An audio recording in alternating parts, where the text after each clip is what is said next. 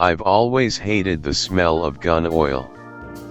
It clings to everything it touches, soaking deep into the fibers of my clothes, the lining of my backpack, the coarse hair on the back of my hands. Yet here I am, kneeling on the cracked linoleum of our mudroom, a Remington .308 laid across my thighs, and the stench of gun oil sharp in my nostrils. The early morning light barely scratches at the edges of the blinds, dim and gray like the belly of a dead fish. My dad Frank is in the kitchen, clattering around with the coffee pot and mumbling under his breath. Today we're heading up to the woods of northern Michigan, same as we did every year before Leah, before we lost her.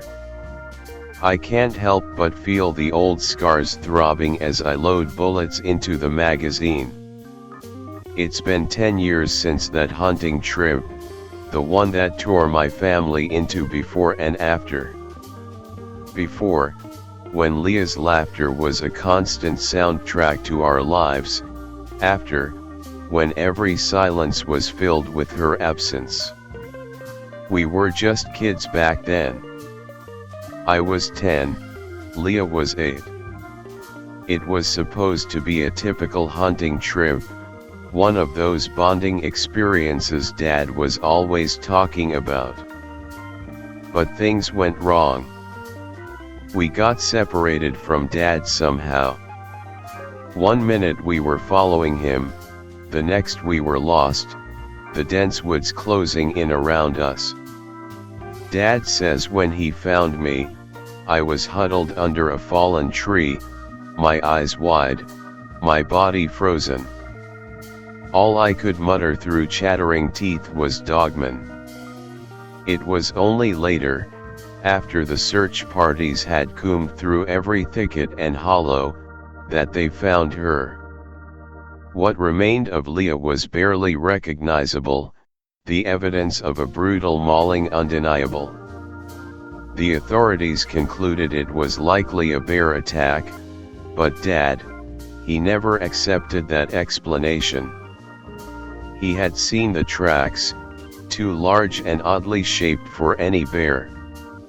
As I load another round, the memory flashes, unbidden and unwelcome. Large, hairy-clawed hands reaching out towards us, impossibly big, grotesque in their form. Yet, the rest of the creature eludes me, a shadow just beyond the edge of my recall, leaving me with nothing but fragmented terrors and Leah's haunting, echoing screams. My mind blocked most of it out, a self-defense mechanism, I guess. For years after that day, sleep was a battleground. I'd wake up in strange places: kitchen floor, backyard, even at the edge of the nearby creek. My therapist said it was my mind's way of trying to resolve the unresolved, to wander back through the woods searching for Leah. But all I found in those sleepless nights was a deeper sense of loss. It took time, a lot of therapy, and patience I didn't know I had, but the sleepwalking did eventually stop. I guess I started to find some semblance of peace. I have mostly moved on with my life. The fragmentary memories of that day are still there, lurking in the corners of my mind, but they don't dominate my thoughts like they used to. I just finished my sophomore year at Michigan State, majoring in environmental science. As for Dad, the loss of Leah broke him. He became a shell of himself. It destroyed his marriage with Mom. He blamed himself for letting us out of his sight, for not protecting Leah. His life took on a single, consuming focus, finding the creature that killed her. He read every book, every article on cryptids and unexplained phenomena. He mapped sightings, connected dots across blurry photos and shaky testimonies of the Dogman. But as the 10th anniversary of Leah's death approaches, Dad's obsession has grown more intense. He's started staying up late, poring over his maps and notes, muttering to himself about patterns and cycles. He's convinced that the Dogman reappears every 10 years, and this is our window of opportunity to finally hunt it down. I'm not nearly as convinced. The whole Dogman thing seems like a coping mechanism, a way for Dad to channel his guilt and grief into something tangible, something he can fight against. But I decided to tag along on this trip, partly to keep an eye on him, partly because a small part of me hopes that maybe, just maybe, we'll find some kind of closure out there in the woods. I finish loading the rifle and set it aside, standing up to stretch my legs. I wipe my greasy hands on an old rag, trying to get rid of the smell. The early morning light is starting to seep into the room, casting long shadows across the floor. Dad comes out of the kitchen with 2 thermoses of coffee in hand. His eyes are bleary and tired. "You ready, Ryan?" he asks, handing me a thermos, his voice rough from too many sleepless nights. "Yeah, I'm ready," I reply, trying to sound more confident than I felt. We load our gear into the truck, the weight of our supplies and weapons a physical reminder of the burden we carry. The drive from Lansing across the lower peninsula is long and quiet, the silence between us filled with unspoken memories and unresolved grief. The drive north is a blur of highway lines and the dull hum of the engine. I drift off, the landscape outside blending into a haze. In my sleep, fragments of that day with Leah replay like scattered pieces of a puzzle. I see her smile, the way she tugged at my sleeve, eager to explore. The sunlight filters through the trees in sharp, jagged streaks. Then, the memory shifts darker, disjointed. Leah's voice echoes, a playful laugh turning into a scream that pierces the air. The crunch of leaves underfoot as something heavy moves through the underbrush. I see a shadow, large and looming, not quite fitting the shapes of any creature I know. Then, something darker creeps into the dream, something I've never allowed myself to remember clearly. Before I can see what it is, I wake up with a start as the truck jerks slightly on a rough patch of road. Dad glances over. "Bad dream?" he asks. I nod, rubbing the sleep from my eyes, the remnants of the dream clinging to me like the cold. "Yeah, just thinking about Leah," I manage to say. As we drive, Dad attempts to bridge the silence with small talk. He asks about my finals, my plans for the summer, anything to keep the conversation going. His voice carries a forced cheerfulness, but it's clear his heart isn't in it. I respond when necessary, my answers brief, my gaze fixed on the passing scenery. The landscape changes as we head further north, from flat expanses to rolling hills dotted with dense patches of forest.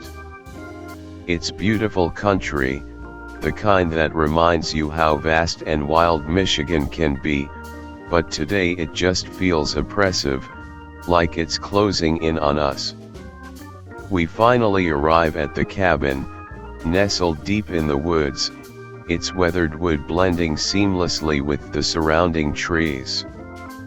The place hasn't changed much since the last time I was here, a relic from another time, filled with the echoes of our past. I can still see Leah running around the porch, her laughter ringing out into the forest. Dad parks the truck, and we step out into the crisp air. The smell of pine and damp earth fills my nostrils. We start unloading our gear, the tension between us palpable. "Let's get this inside," Dad says, his voice gruff as he hefts a duffel bag onto his shoulder. I nod, grabbing my own bag and following him to the cabin. Inside, it's a mix of old and new, the same rustic furniture, but with new hunting gear and maps strewn across the table. Dad's obsession is evident in every corner of the room, a constant reminder of why we're here. As we unpack, we exchange strained attempts at normalcy. He talks about the latest cryptid sightings he's read about, his eyes lighting up with a fervor that both worries and saddens me. "Did you hear about the sighting up near Alpena?" he asks, laying out his maps on the table. "Yeah, you mentioned it," I reply, trying to muster some enthusiasm. "Do you really think there's something to it?" Dad's eyes meet mine, and for a moment, I see a flicker of doubt. But it's quickly replaced by grim determination. "I have to believe it, Ryan. It's the only thing that makes sense."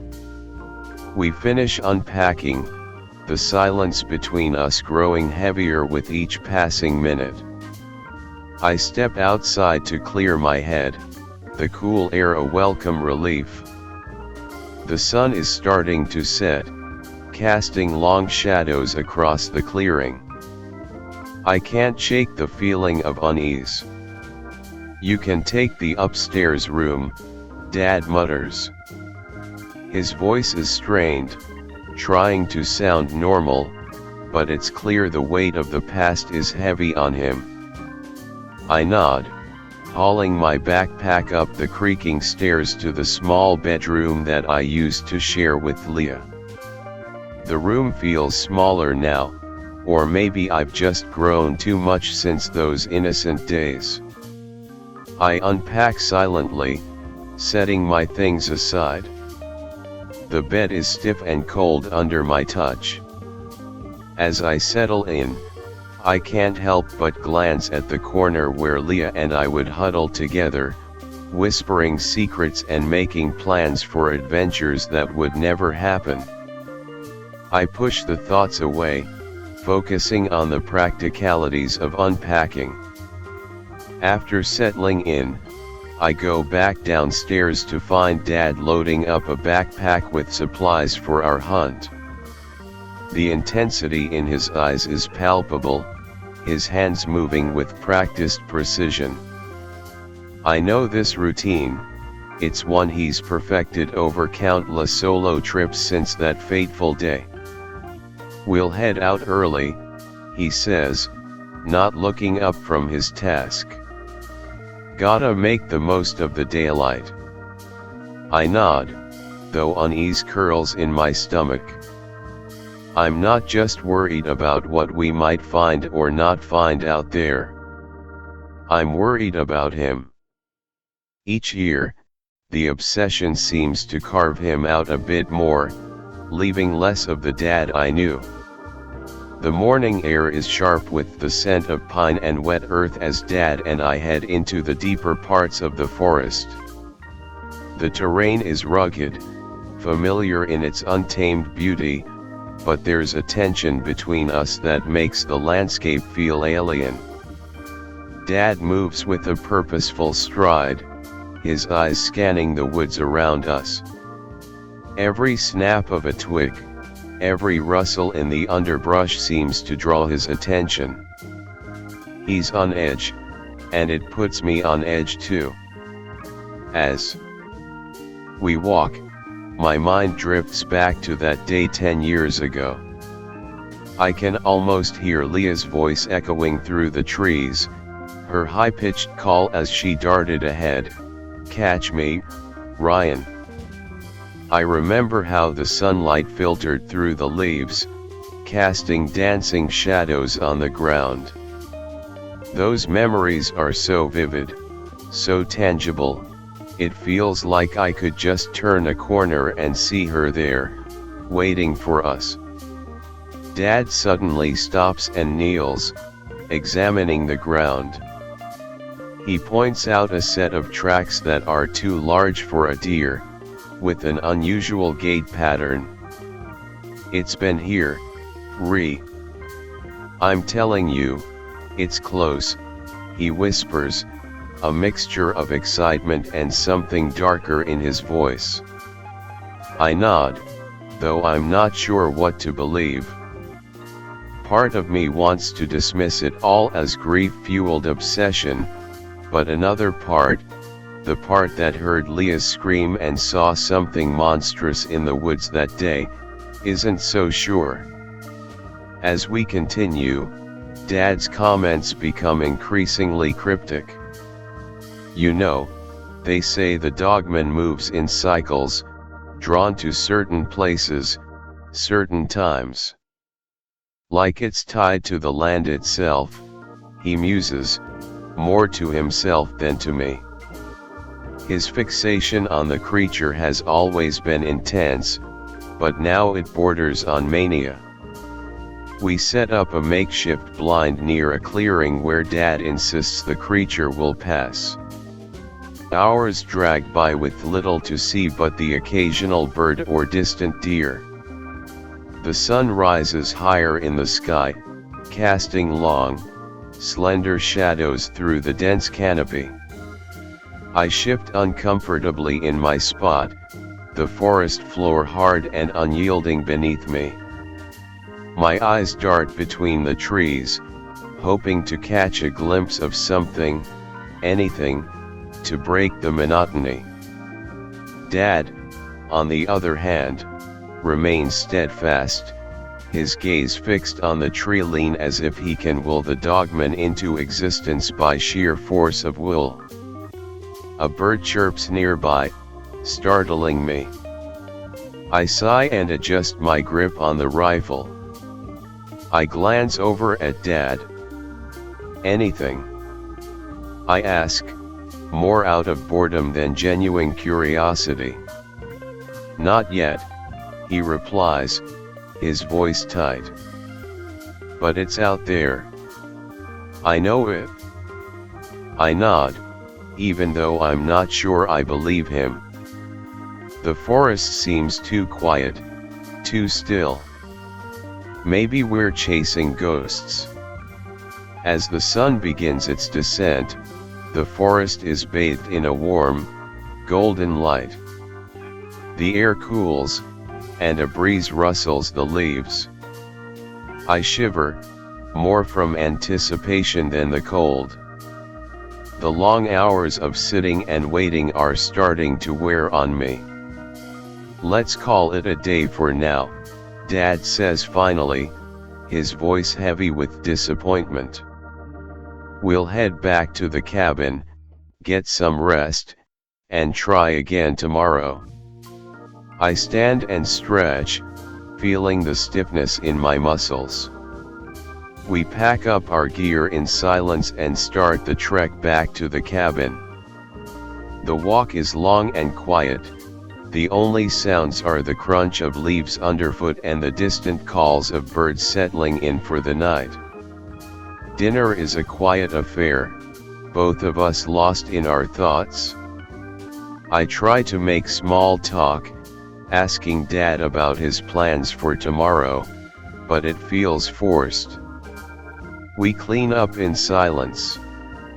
After dinner, I retreat to the small bedroom. The fatigue from the day's hike has settled into my bones, but sleep still feels like a distant hope. I lie down, staring at the ceiling, the room cloaked in darkness save for the sliver of moonlight creeping through the window. Downstairs, I hear the faint sound of Dad moving around, likely unable to sleep himself.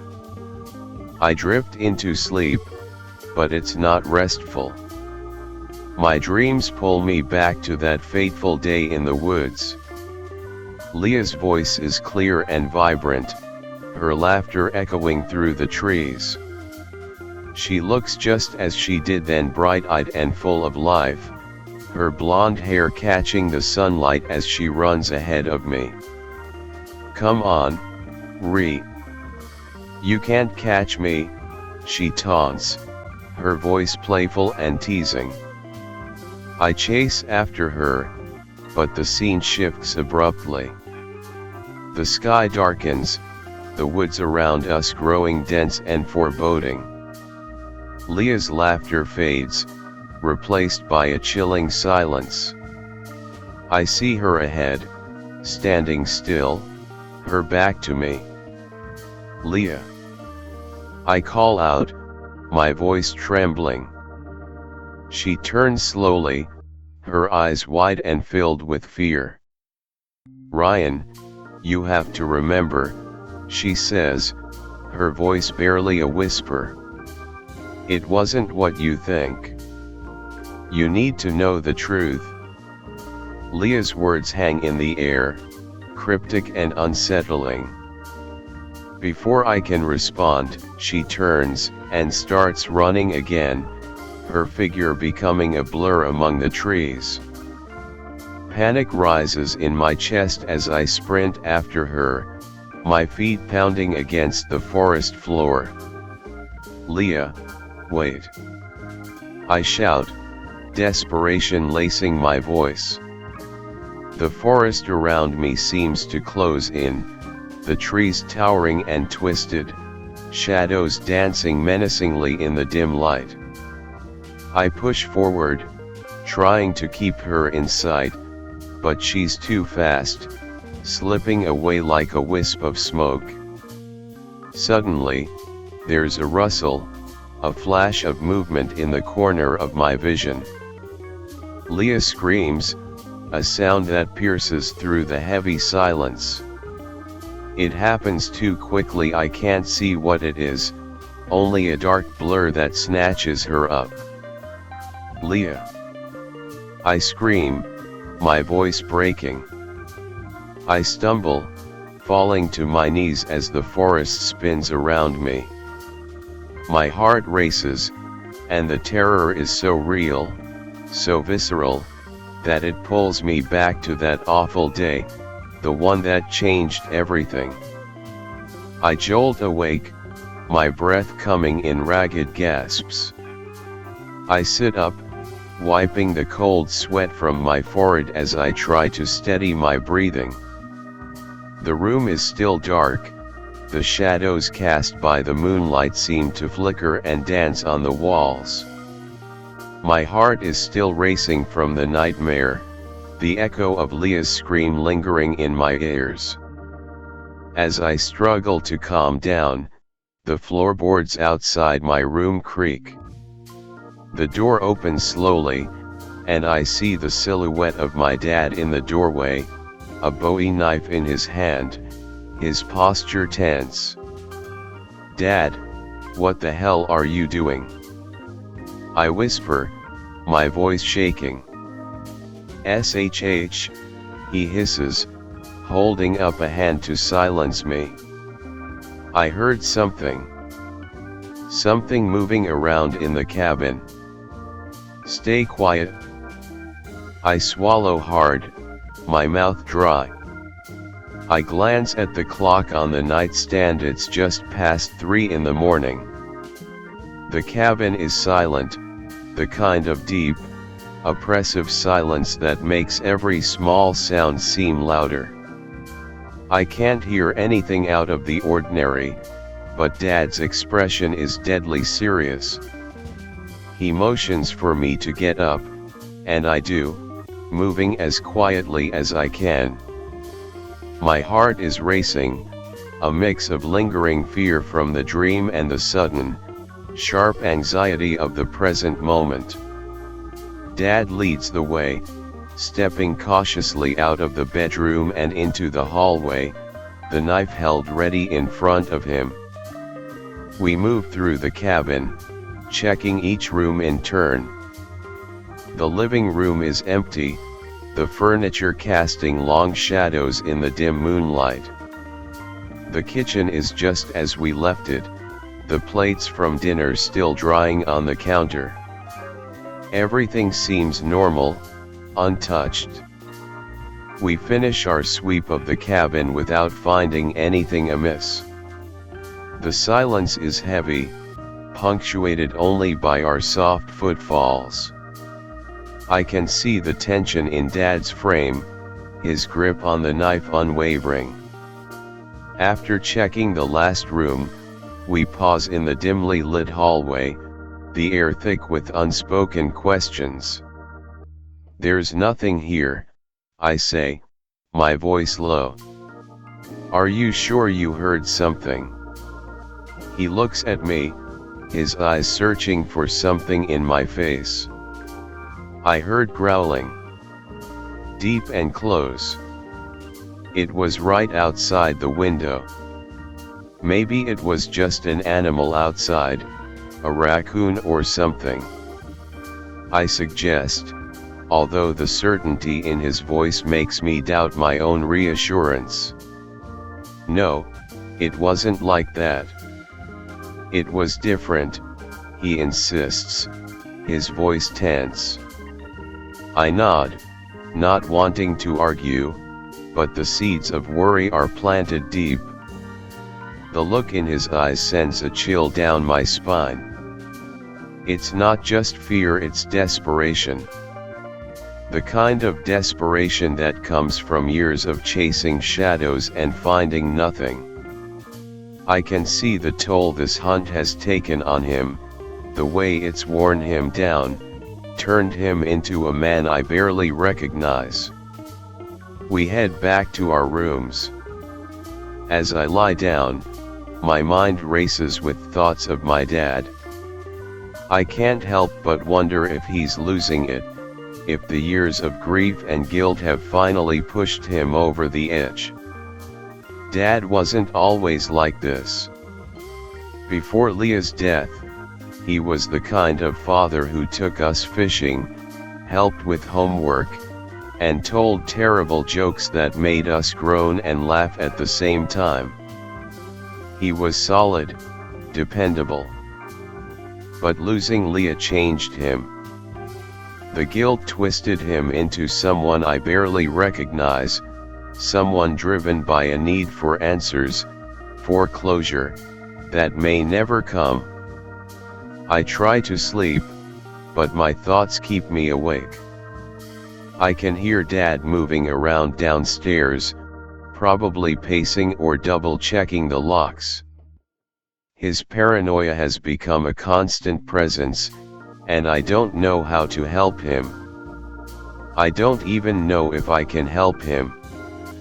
The next morning, the sunlight filters weakly through the cabin windows, casting a pale light that does little to lift the heavy mood.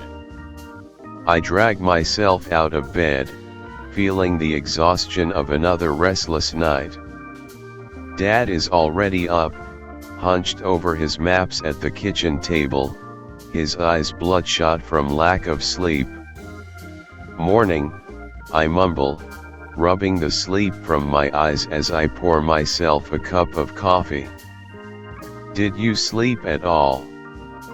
He shakes his head, not looking up from his notes.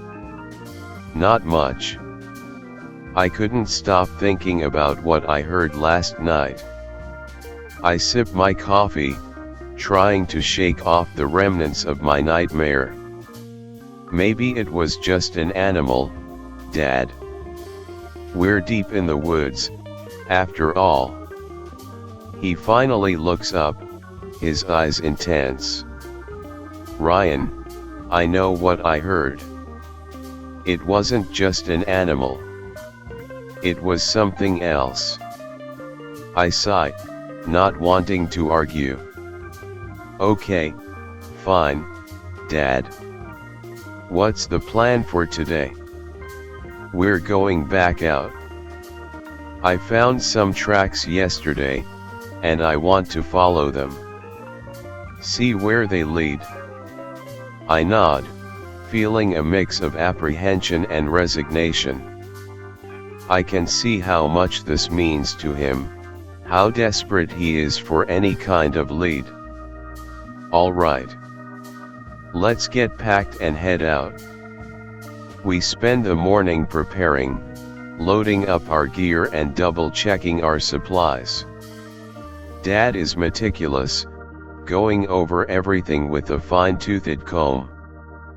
I try to match his focus, but my mind keeps drifting back to Leah and the dream I had.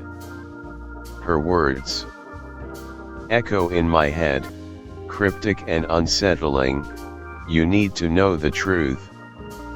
We set off into the woods, the air crisp and cool.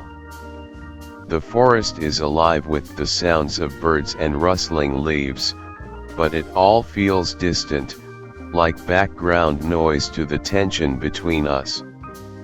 Dad leads the way, his eyes scanning the ground for any sign of the tracks he found yesterday.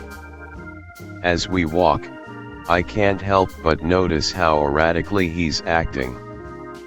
He mutters to himself, his eyes darting around as if expecting something to jump out at us. His grip on his rifle is tight, his knuckles white. "Dad, are you okay?" I ask, trying to keep my voice steady. He glances at me, his expression unreadable.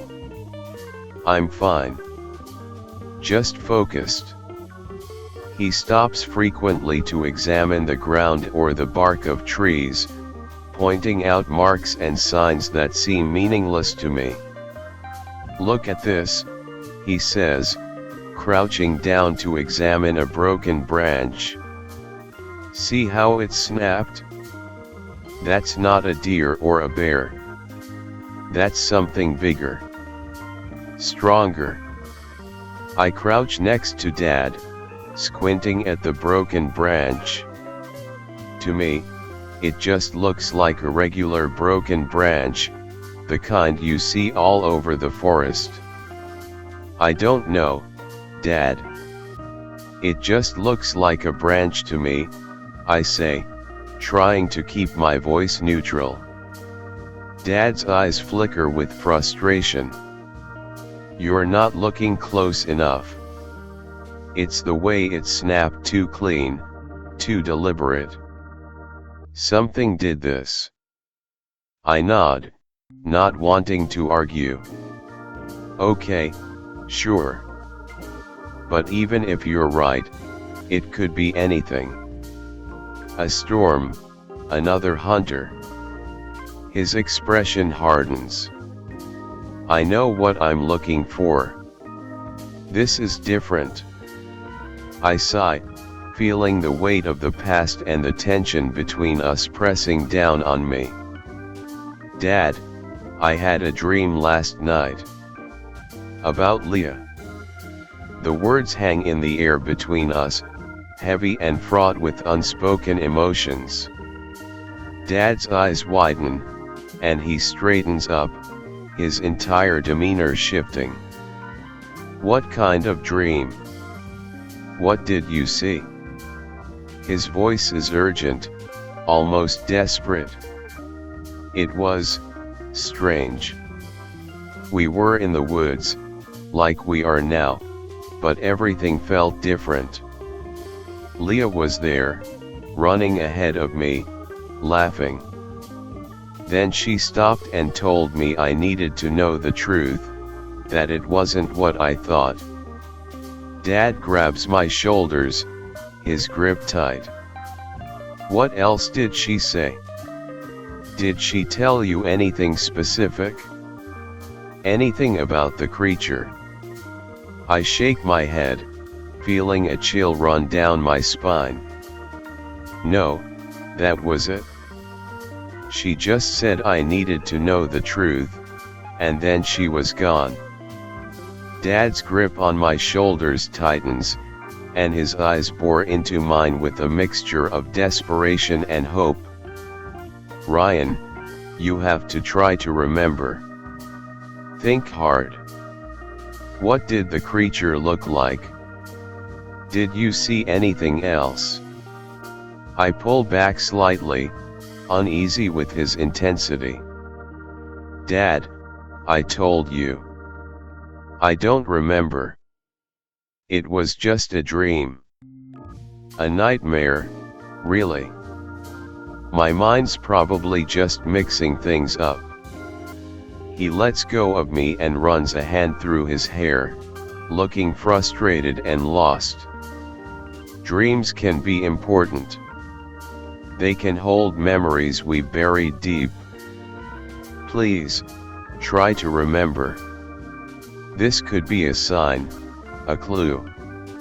I rub my temples, feeling the beginnings of a headache. I've tried, okay. I've tried for years to piece together what happened that day. But it's all just fragments, like pieces of a puzzle that don't fit. The dream, it felt real, but I don't think it's telling me anything new. Dad's face falls, and he looks older than I've ever seen him. He turns away, staring into the forest as if it holds all the answers. As we make our way back to the cabin, the sun begins to set, casting long shadows through the trees. The air grows colder, and I shiver, pulling my jacket tighter around me. Dad is silent, lost in his thoughts, his face drawn and haggard. Back at the cabin, we unload our gear once again in silence. Dad disappears into his room, muttering something about going over his notes. I decide to explore the cabin, hoping to find something that might help me understand what's going on with him. In the attic, I find a box of old family photos and documents. As I sift through the contents, I come across a worn journal with Dad's handwriting on the cover. Curiosity gets the better of me, and I open it, flipping through the pages. The journal is filled with notes and sketches, detailing his obsession with the Dogman. But there's something else, entries that talk about Leah, about that day in the woods. His handwriting becomes more erratic, the words harder to read. One entry stands out, dated just a few days after Leah's death. June 15, 2013, it was supposed to be a normal trip. Keep them close, Frank, I kept telling myself. But I failed. Leah is gone, and it's my fault. I heard her scream, saw the shadows. I tried to get to her, but, the thing, it was there. Too fast. Too strong. My hands, blood everywhere. No one will believe me. I can't even believe myself. I have to find it. I have to protect Ryan. I have to make it right. God, what have I done? Before I can read further, the attic door creaks open, and Dad's voice slices through the stillness. What are you doing up here? His tone is sharp, almost panicked. I turn to see him standing in the doorway, his face pale and his eyes wide with something between anger and fear. I clutch the journal to my chest, my mind racing. I found this. I was just trying to understand. In an instant, He crosses the room and snatches the journal from my hands. His grip is tight, his knuckles white. "You had no right," he growls, his voice trembling. "Dad, I just wanted to know the truth," I shout, frustration boiling over. "What really happened to Leah?" His eyes flash with a mix of rage and anguish, and before I can react, he slaps me across the face. The force of it knocks me off balance, and I stumble backward, my cheek stinging. For a moment, there's a stunned silence. We both stand there, breathing hard, the air thick with tension. "I'm sorry," Dad says finally, his voice barely a whisper. "I didn't mean to. He trails off, clutching the journal to his chest like a lifeline. I touch my cheek, feeling the heat from the slap, and take a deep breath, trying to steady myself. "Dad, what aren't you telling me? What really happened that day?" "Stay out of it, Ryan," Dad growls, his eyes dark with anger. "You don't know what you're messing with." He turns and storms out of the attic. I'm left standing there, my cheek throbbing, my mind racing. What the fuck is going on? What really happened to Leah? And what is Dad so afraid of? That night, I sleep with my rifle within arm's reach, more afraid of my dad than any dogman. The slap still burns on my cheek, and the look in his eyes rage, fear, something darker haunts me. I lie awake, listening to the creaks and groans of the old cabin, every sound amplified in the stillness. Eventually, exhaustion pulls me under, and I fall into a restless sleep. The dream returns, vivid and unsettling. I'm back in the woods, chasing after Leah. Her laughter echoes through the trees, a haunting reminder of happier times.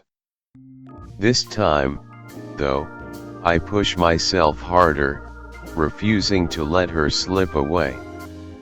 "Ryan, catch me," she calls, her voice playful. "I'm coming, Leah," I shout, my legs pumping, my breath coming in ragged gasps. The forest around us is a twisted, shadowy maze, the trees seeming to close in on us. Leah's figure becomes clearer, her blonde hair catching the dim light filtering through the canopy. She stops suddenly, turning to face me, her eyes wide with fear. "Leah, what is it?" I ask, my voice trembling. "Look behind you," she whispers, her voice barely audible. I turn slowly, dread creeping up my spine.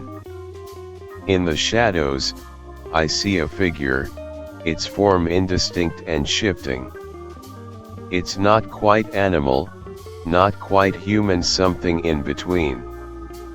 The sight of it sends a jolt of terror through me, and I wake up with a start, my breath coming in ragged gasps. I'm not in my bed. The ground beneath me is cold and hard, the smell of damp earth filling my nostrils. Panic rises as I realize I've sleepwalked into the woods. I scramble to my feet, my eyes adjusting to the dim light. The moon casts a pale glow over the surroundings, revealing what looks like a long-abandoned animal lair. The walls are covered in giant claw marks, deep gouges in the wood and earth. The air is heavy with the scent of decay, and a chill runs through me. I can't shake the feeling that I'm being watched. Carefully, I start to move, my eyes scanning the ground, desperate for a familiar landmark. That's when I see them faded scraps of fabric caught on the jagged edges of the underbrush. My steps falter, a sense of dread washing over me as I bend down to examine them. The fabric is torn, weathered by time and the elements, but unmistakably familiar. It's part of Leah's jacket, the bright pink one she wore on the day she disappeared. As I strain to make sense of it all, a rustling sound behind me snaps my focus. My heart leaps into my throat. I spin around, my hand instinctively reaching for the rifle I don't have because, of course, I didn't bring it in my unconscious state. The shadowy figure that emerges from the trees is unsettlingly familiar, mirroring the menacing forms of my nightmares. But as it steps into the moonlight, I recognize the worn jacket, the weary posture. It's Dad.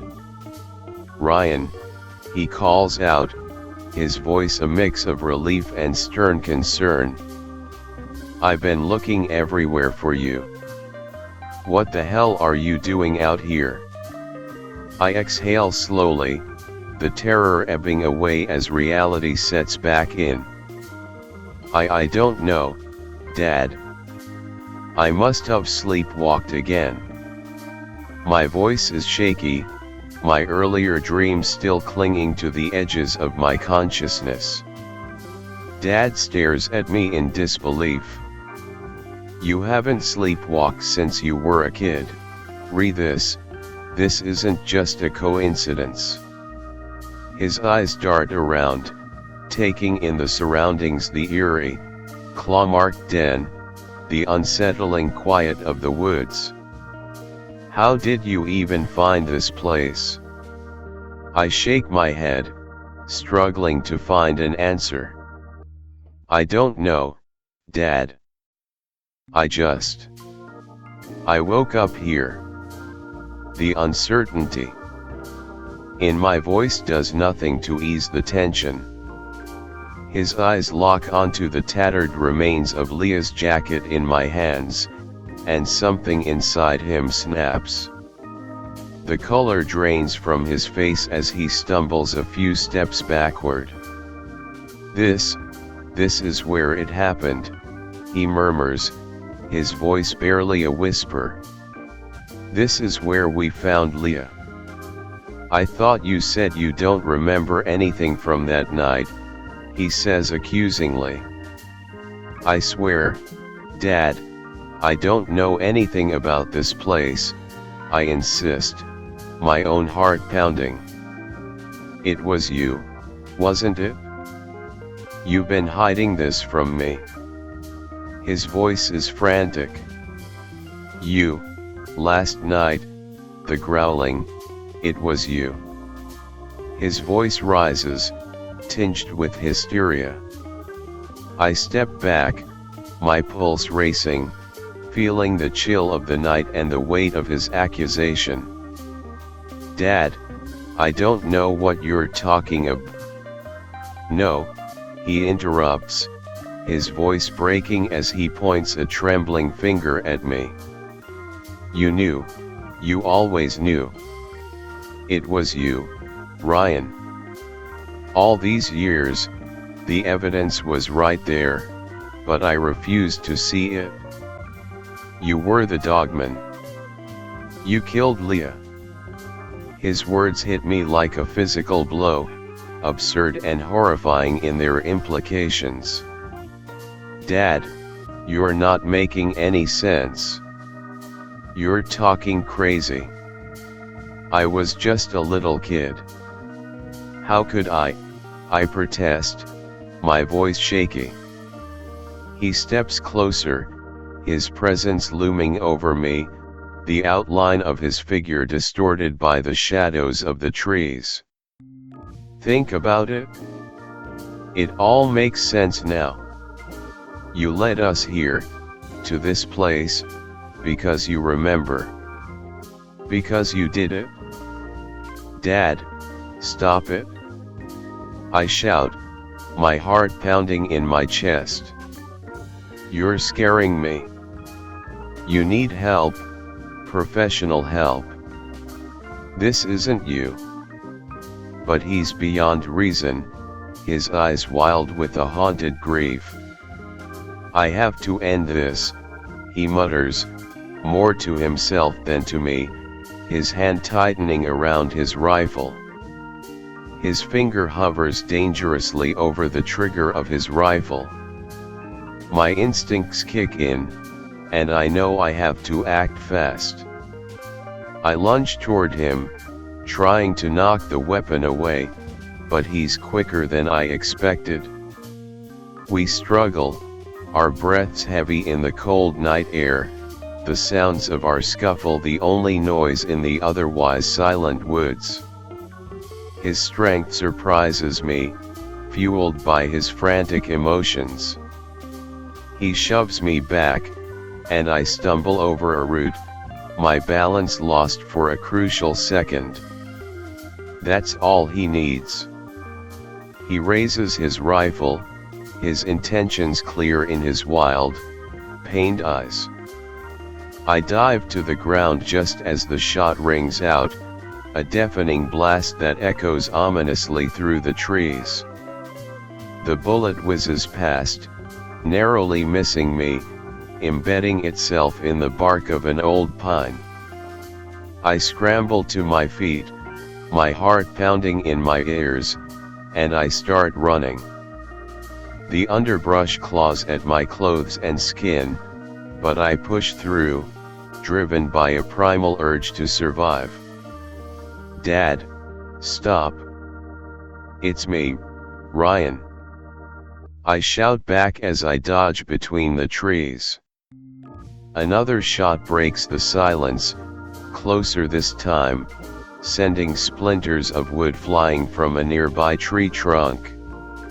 It's surreal, being hunted by my own father, a man tormented by grief and lost in his delusions.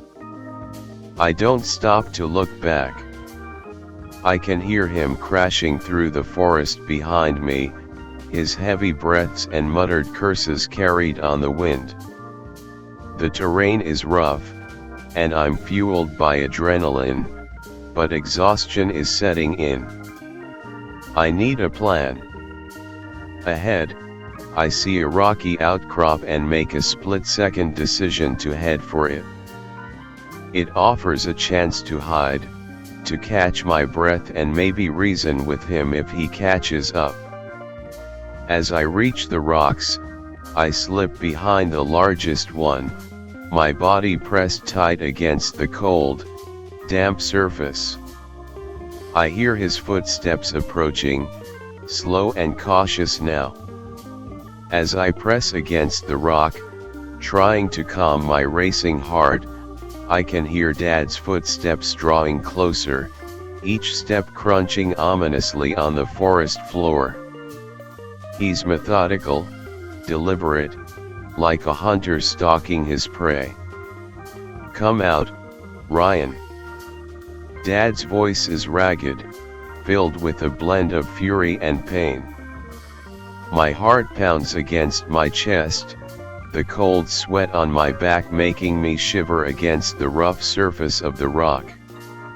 I know I can't just sit here, it's only a matter of time before he finds me. Taking a deep breath, I peek around the edge of the rock, trying to gauge his position. I see him, rifle raised, scanning the area slowly. This might be my only chance to end this madness without further violence.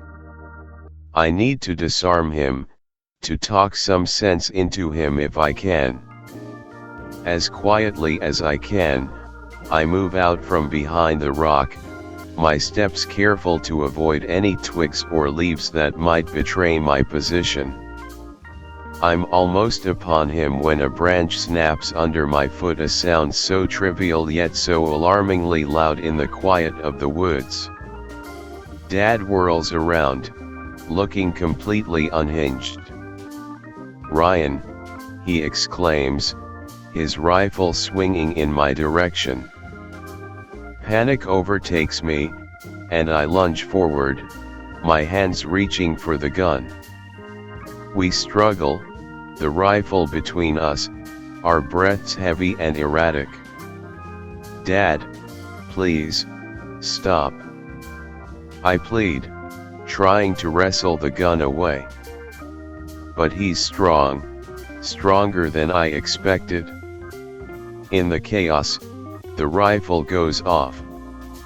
The sound is deafening, a sharp echo that seems to reverberate off every tree around us. Pain explodes in my abdomen, sharp and burning, like nothing I've ever felt before. I stagger back, my hands instinctively going to the wound. The warmth of my own blood coats my fingers, stark and terrifying. Dad drops the rifle, his eyes wide with horror. "Oh my God! What have I done?" he gasps, rushing to my side as I collapse onto the forest floor. As the pain sears through me, a strange, overpowering energy surges within. It's wild, primal, unlike anything I've ever experienced. Looking down in horror, my hands are no longer hands but large, hairy, clawed appendages. The transformation is rapid, consuming my vision blurs, senses heighten, and a raw, guttural growl builds in my throat. In that moment, a flood of understanding washes over me, mingling with the horror of realization. These are the hands of the creature from my nightmares, the creature whose face I can never fully recall because, as I now understand, it is me. What happens next feels detached, as if I'm no longer in control of my own actions, watching from a distance as my body moves on its own. I turn towards my dad, his face a mask of terror. He stumbles back, his eyes wide with the dawning realization of what his son has become. The forest around us seems to fall silent, holding its breath as the nightmarish scene unfolds. I can hear my own growls, guttural and deep, filling the air with a sound that's both foreign and intimately familiar. The pain in my abdomen fuels a dark, violent urge, an urge that's too strong to resist. With a ferocity that feels both alien and intrinsic, I move towards him. My dad, paralyzed by fear and shock, doesn't run. Maybe he can't. Maybe he doesn't want to. The encounter is brutal and swift, a blur of motion and violence. My dad barely puts up a struggle, as though resigned to his fate. Not that there is anything he can do. The creature that I've become is too powerful, too consumed by the wild instincts surging through me. I tear him apart, limb from bloody limb, my hands know, my claws rending through fabric and flesh with disgusting ease. The sound of my dad's screams, of tearing fabric and flesh is drowned out by the animalistic growls that echo through the trees. When it's all over, the red mist that had clouded my vision begins to fade, and the fierce, uncontrollable rage that drove my actions subsides. I'm left standing, my breaths heavy and erratic, in the eerie stillness of the forest. The transformation reverses as quickly as it came on, and I find myself back in my human form. My clothes are ripped to shreds, hanging off my frame in tattered remnants. At my feet lies what's left of my dad, his body torn and unrecognizable. I glance down at my abdomen, expecting agony, but instead find my wound miraculously healed. No sign of the gunshot remains, just a faint scar where I expected a bloody mess. Shock sets in, a numbing disbelief mixed with a gut-wrenching realization of what I've become and what I've done. My hands, now human again, tremble as I look at them, half expecting to see the claws that had so effortlessly ripped through flesh and bone. But there's only blood, my father's blood against my skin. I stand there for what feels like an eternity, trapped in a nightmare of my own making. Eventually, the shock wears thin, and a cold practicality takes hold. I need to get out of here. I need to cover my tracks, to disappear. Because who would believe this? Who would understand that I didn't choose this, that I'm not a monster by choice? With trembling hands, I do what's necessary. I bury my dad in a shallow grave, the physical act of digging strangely grounding. I cover him with leaves and branches, a pitiful attempt to hide the brutality of his end. I take a moment, whispering apologies into the wind, knowing full well that nothing I say can change what happened. I leave the forest behind, my mind a whirl of dark thoughts.